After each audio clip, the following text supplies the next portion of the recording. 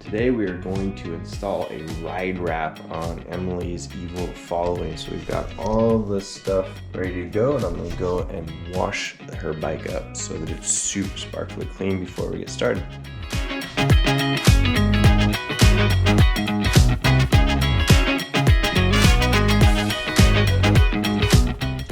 Alright, so a couple things that we've run into already that I would recommend if you're going to try installing one of these ride wrap kits is you're going to want to have your bike up on a bike stand here.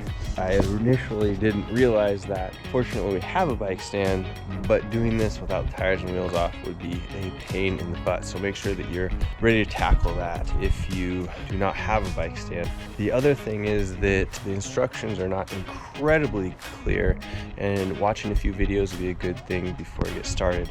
I also recommend having a second person around to help grab tools and things like that for you, and we have the iPad out here ready to go as we need to reference videos. So we'll get started here and see how it goes.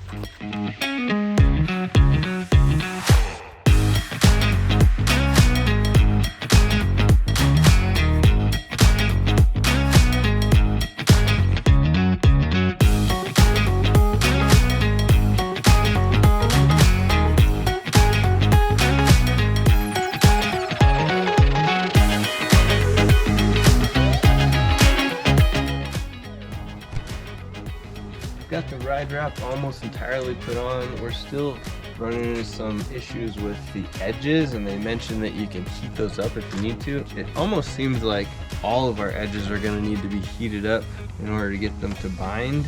It wasn't too bad putting it on, but if you're super anal about trying to get things really straight, it's going to be a little bit of a challenge for you just mentally. But it seems like for the most part it's going to do the job and not show up too much unless you're looking for it.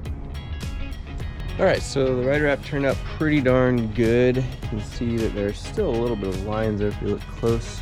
But I think a lot of that is going to be due to having a matte black bike that you put matte frame protector on, and just because any of the darker colors without the gloss is going to make it show up more than if you had gloss on gloss. But we're happy with how it turned out, and time to let it set for 24 hours and then go ride.